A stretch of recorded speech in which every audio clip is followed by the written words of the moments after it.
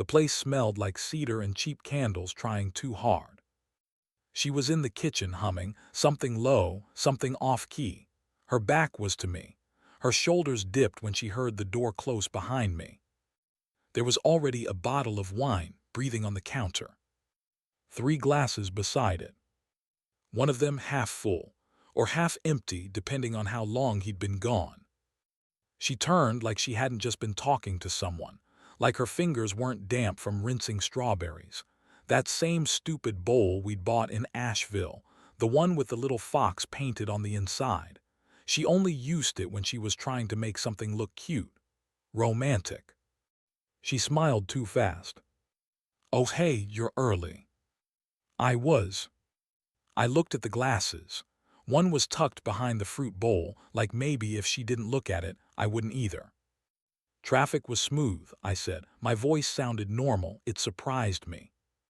She reached for a towel, drying her hands slow like it bought her time. Then the waiter knocked on the side door and stepped in, wiped his shoes automatically like he'd done it before. He smiled at me.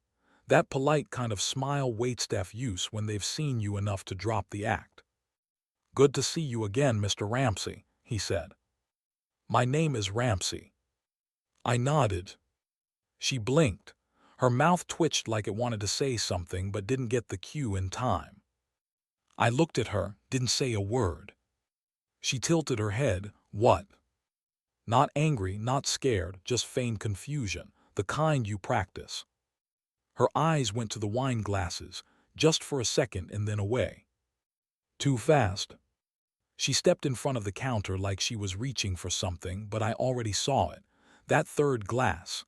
The lip print wasn't hers, thicker rim, burgundy tint, not her usual shade. I took out my phone, snapped a picture of the setup, wide frame, no flash. She flinched at the sound. "What are you doing?" she asked. "Nothing," I said. "Should we open another bottle?" She hesitated, just a beat.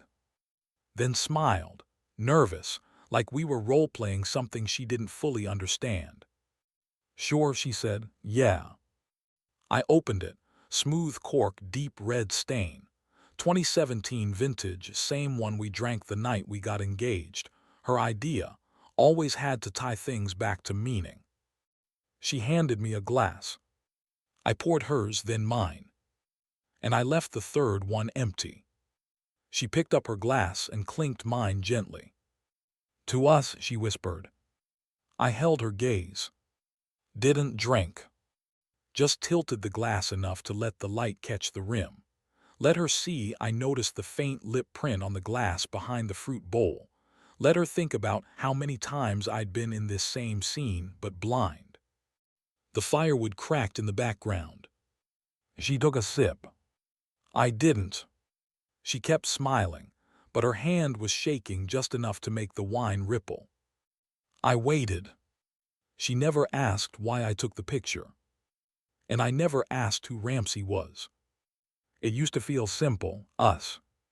Mornings with 2 toothbrushes, the way she'd always start the coffee machine before brushing her hair. She had this habit of standing on the cold tile barefoot, even in winter, said it helped her wake up. We weren't loud, not the fighting kind. Never threw plates, never screamed. We just synced. I remember the first time we saw the cabin online.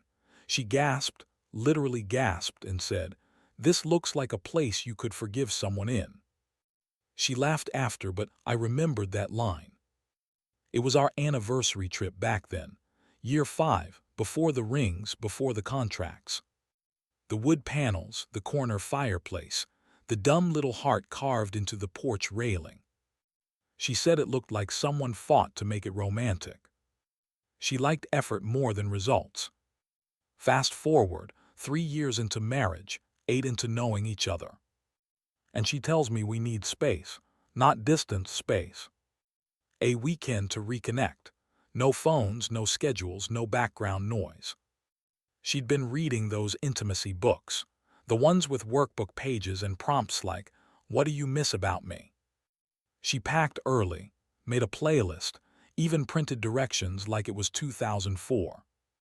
I stood in the doorway and watched her fold that navy hoodie, the one from Vermont with the frayed sleeve.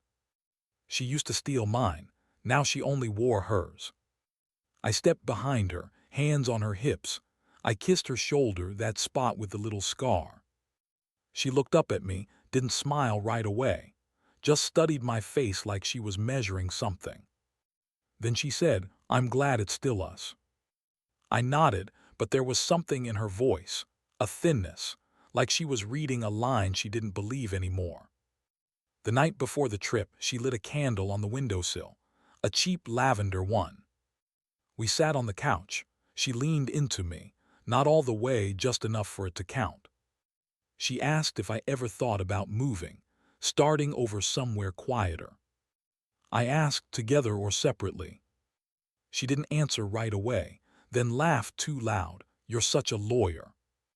"I'm not a lawyer, I just listen carefully." She put her feet in my lap and asked if I remembered the first meal we ever made together. "Pasta and raw chicken," I said. She smiled. We were idiots. I told her we still are, just higher functioning. She rested her head on my shoulder. I watched the candle burn too fast. The wick was crooked. There was this heaviness in the air, even when we weren't talking. Like a window cracked open somewhere, letting cold in. She kissed me goodnight like she was checking something off a list. I didn't sleep, just stared at the ceiling and listened to the sound of her breathing. It was steady, too steady. She started putting her phone face down, always. Even when it was just us in the room, even when she was brushing her teeth, screen down. Like the screen itself had something to confess. I didn't say anything the first few times, just noted it, like you note a rattle in the car. Then came the new passcode, 6 digits instead of 4. She changed it in front of me, thinking I wasn't watching. I saw her pause before pressing the last 2 numbers, hesitated, looked up, smiled. She smiled more lately, but never at the right things. I asked once, halfway through a movie, "Did your phone always buzz this much during work calls?" She didn't look up. "It's the group thread, a client's campaign." Then she added, "You worry too much." That used to be something she liked about me. One night, I came into the kitchen while she was loading the dishwasher. She jumped, visibly, closed her phone and shoved it in the drawer with the spatulas. She laughed. "Jesus, you scared me." Her hand was shaking. I said, "Didn't mean to." She stared at the sink like it had answers. Said she was just checking a donor calendar for the nonprofit. But that drawer, that was new. She used to leave her phone on the table, open to her Spotify. Used to show me memes, dumb tweets, birthday reminders. Now it was always the home screen, or a dark screen. She bought a new white mug, plain, no logo. Pushed my old blue one to the back of the cabinet. The one we picked up in Charleston, it had a chip on the rim, shaped like a comma. She stopped using it, didn't throw it out, just replaced it without saying anything. Small things stacked things. She changed her laugh too. I heard it once when she was on the porch, phone to her ear. I was in the hallway. It was higher, breathier, a laugh she never used with me. I knew that laugh, not because I'd heard it but because I hadn't. When she came back in, I asked her how her friend was doing, the one she claimed to be on the phone with. She blinked. "Which friend?" I said, "The one who made you laugh like that." She walked past me, said I was getting paranoid. I told her maybe I was. That night I opened a new notebook, something quiet, matte black cover, no lines. Started writing down dates, times, the way her tone changed, what she wore. She found it a week later. Asked, "What is this?" I said it was for my mental clarity. She touched the page. "You're losing track of reality," she said. Then kissed my forehead. I journaled that too. After that, she started offering details before I asked for them. Told me where she was going, Who would be there? Texted pictures. Too many. One night she sent me a photo of her girls' night. 2 glasses in frame, but no girls. Just a reflection in the window, a man's silhouette. She cropped it in the next story, thought I wouldn't notice. She started using phrases like, "You always think the worst," or "You're acting like this is all in your head." That's when I started saving screenshots. There was one night she came home late.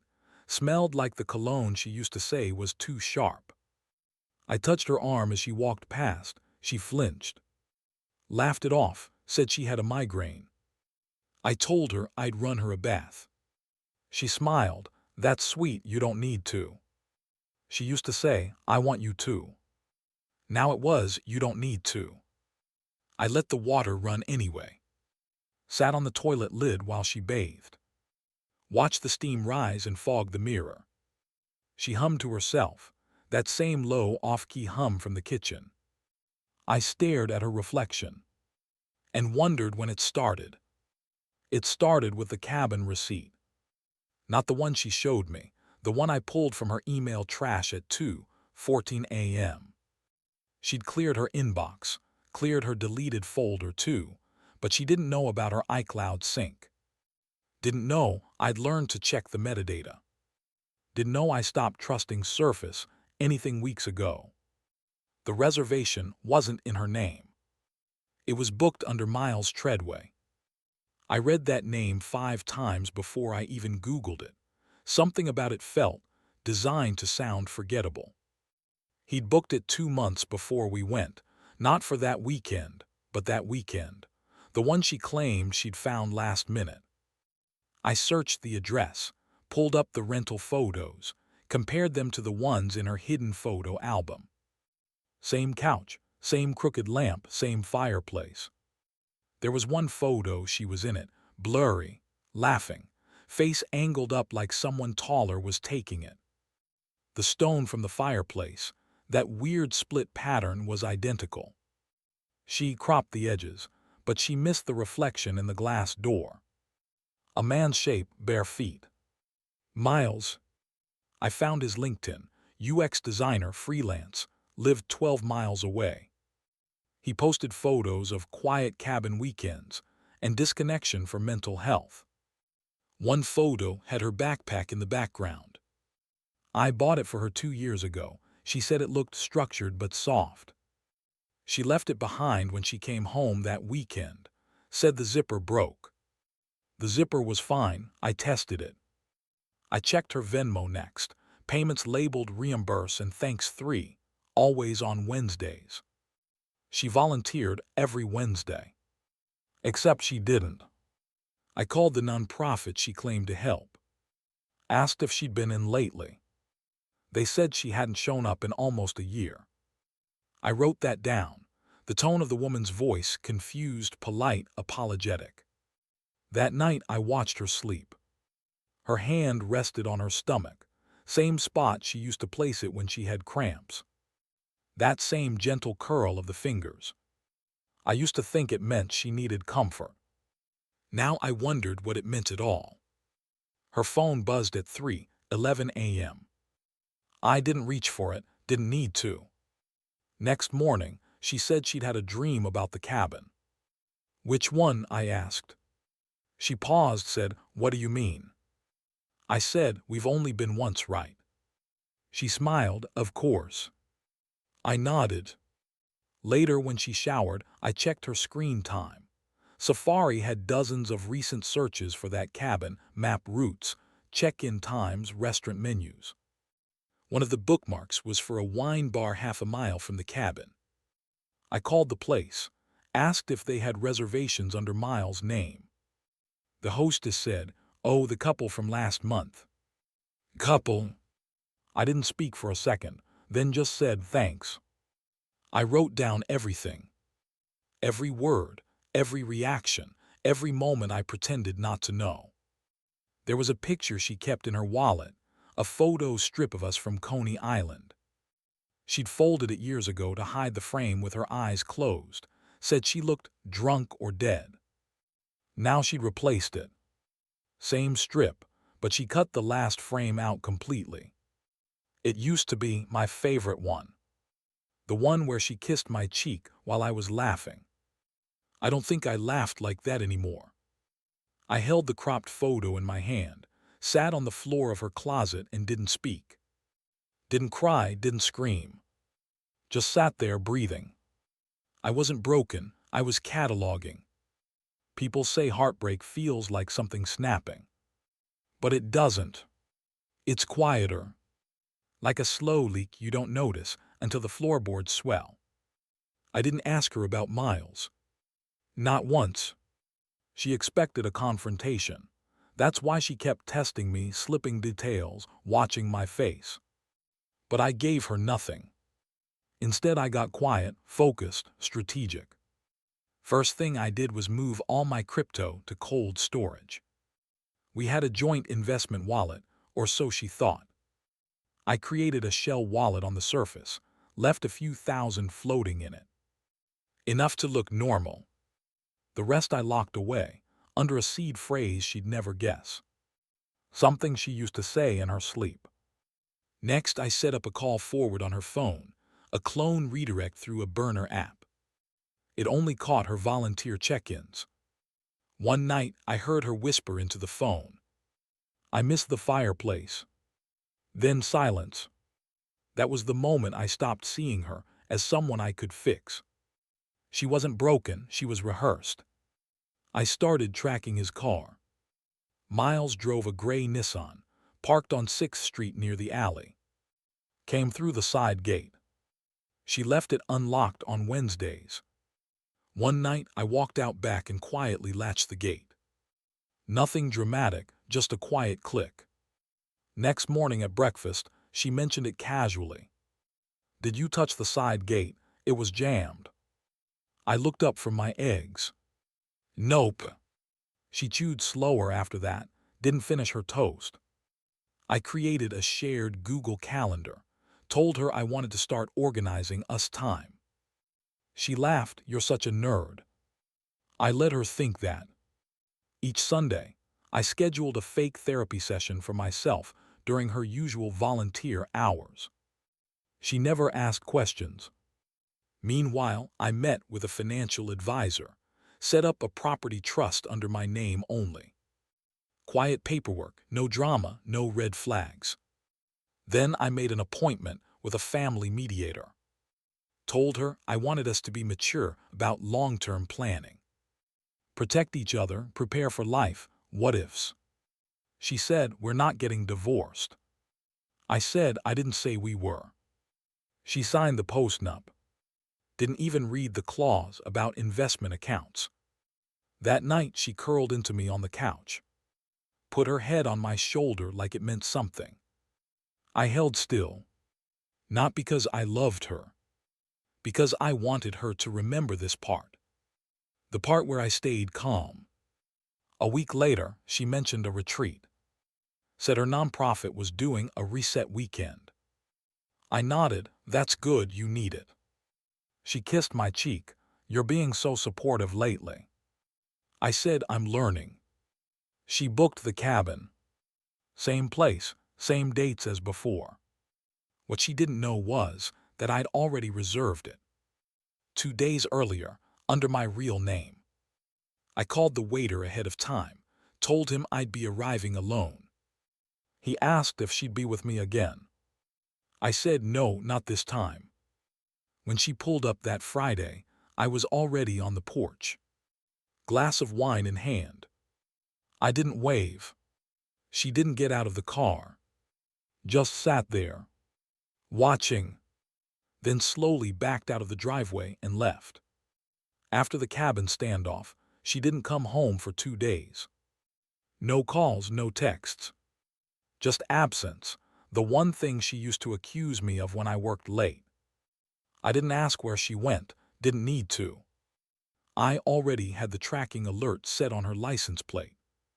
She parked 2 blocks from Miles' place, same neighborhood she used to mock for being all gentrified smugness.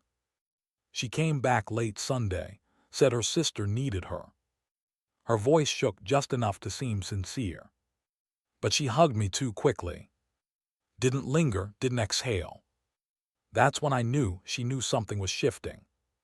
I let her talk, nodded at the right moments, touched her back gently as she walked past, like nothing had changed. I wasn't planning revenge. I was executing it. The postnup she signed, it made her share of the house conditional on continued joint residence for no less than 24 months. She had no idea what that meant. She signed while scrolling Instagram. The crypto portfolio gone from her reach. She thought we still had 82K sitting in Ethereum and Solana. We didn't. I moved it months ago. All she had left was the checking account, the one I stopped using. I spent the next week tightening the bolts, changed all my passwords, split my business expenses from our joint credit card. She didn't notice, or pretended not to. Then came the job offer. A friend from Denver reached out. A startup wanted me as their lead architect. I flew out just to talk. Didn't tell her until I was at the airport. She said, "Wait, what? Since when?" I said, "Just a conversation. You always said I needed a challenge." She didn't smile. I stayed 3 nights. Didn't call her once. Let her wonder. When I got back, she asked, "So are we moving?" I said, "Depends. Do you still want to?" She looked like she didn't know how to answer that. So I changed the subject. Said we needed to go over bills. That I was reorganizing assets. She agreed, distracted. Looked tired. I scheduled a meeting with a friend of mine, a real estate lawyer, and made her sit in. Told her it was, just in case we do move. He walked her through the trust setup again. She nodded, didn't understand a word. I signed everything with a calm hand. She used to call me boring. Now she called me practical. That week I printed a photo from the cabin, the one with the 3 wine glasses. No caption, no date. Just the picture. I framed it, put it on the hallway shelf by the thermostat. She saw it the next morning. Paused, then walked right past it. Didn't say a thing. But the next night, she deleted her hidden photo album. Didn't realize I already had copies. Timestamped, geotagged. I started replying slower to her texts. Stopped offering coffee in the mornings. Let the silence expand in small ways. She tried harder. Suddenly wanted to cook again. Wore the hoodie from Vermont 2 nights in a row. Asked if we could have a date night. I said sure. Then canceled an hour before. Said I had a client fire. There was no fire. Just clarity. I watched her change. Not because I asked her to. Because she didn't know who she was when I stopped reacting. That's the thing about power. You don't take it. You reclaim it piece by silent piece. She didn't speak to me for 3 days after the framed photo appeared. Not even in passing. Just soundless movement, slower footsteps, shorter showers. As if mooting herself would soften the echo. Then she broke the silence. A text. "Why are you doing this?" No punctuation, no emoji, just those 6 words. I didn't reply. She followed it up with another. "Can we talk?" I let the message sit. Watched the 3 gray dots pop up, then vanish. She was learning the hard way. Silence leaves room for reflection and regret. The next morning, she showed up at my office. No appointment. Just stood in the lobby, holding a tote bag like it meant something. My assistant buzzed me. "Your wife's here, says it's urgent." I watched her on the security camera. She was wearing the navy hoodie. The one she packed last for the cabin. I told my assistant to say I was in all-day strategy. Which was true, just not with her. She waited. First 15 minutes packing. Next 20 sitting. Then just still. I watched her cross her arms, uncross them. Check her phone, check the hallway. She was unraveling, and I didn't have to lift a finger. She finally left 2 hours later. Didn't say a word to the receptionist. Didn't even look back. That night, I didn't go home. Stayed at a hotel downtown. Let her wonder again. I mailed the photo the next morning. No return address. No note. Just the picture, 3 wine glasses on a pinewood table. One full. One half drunk. One untouched. 2 days later, she left a voicemail. Her voice was raw. She said, "You don't have to forgive me. I just want to know what you're thinking." I didn't save it. Didn't even listen to the rest. The part of me that wanted her to suffer, that part was gone. All I wanted now was distance. Space between me and the noise. Space between who I was and what she made of me. She kept trying. Sent old photos. Memes we used to laugh at. Tried being funny again. But the thing is, once you see someone clearly, you can't unsee them. And the version of her I used to love, he didn't exist. Not in that cabin. Not in the car she backed out with. Not in the silence she now couldn't bear. She told people we grew apart. Said I got distant. Stopped communicating. That I was too focused on work. I never corrected her. Not once. People believe the version they're most comfortable with. Let them. What would I say anyway? That she lied with a smile. That her silences were strategic. That a wine glass told me more truth than she ever did. None of it matters now. I don't hate her. Hate's too loud. And too close. What I feel is quieter.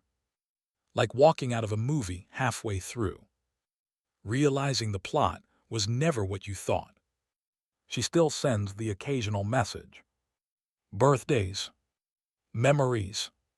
Last month she texted, "I hope you'll remember the good parts." I stared at that for a while. Thought about the good parts. There were some. But they don't outweigh the rest. Not the lies. Not the calm, rehearsed betrayal. Not the way she made me question my own memory.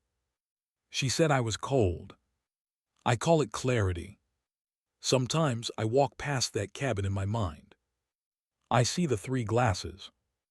The strawberries in that fox-patterned bowl. The waiter who said my name like he'd said it before. And I don't feel broken. I feel still. Because I didn't burn her life down. I didn't shout or post or punish. I just left a void. The kind you can't fill with new pillows or couples therapy or whatever Miles calls romance. She'll wonder for a long time how much I really knew. And that's the part I'll keep. The silence. The control. People think revenge is about winning. It's not. It's about not losing yourself trying to hold onto someone who already let go. So when they ask why we ended, I just say, the cabin wasn't big enough for 3. This is Revenge with Camden.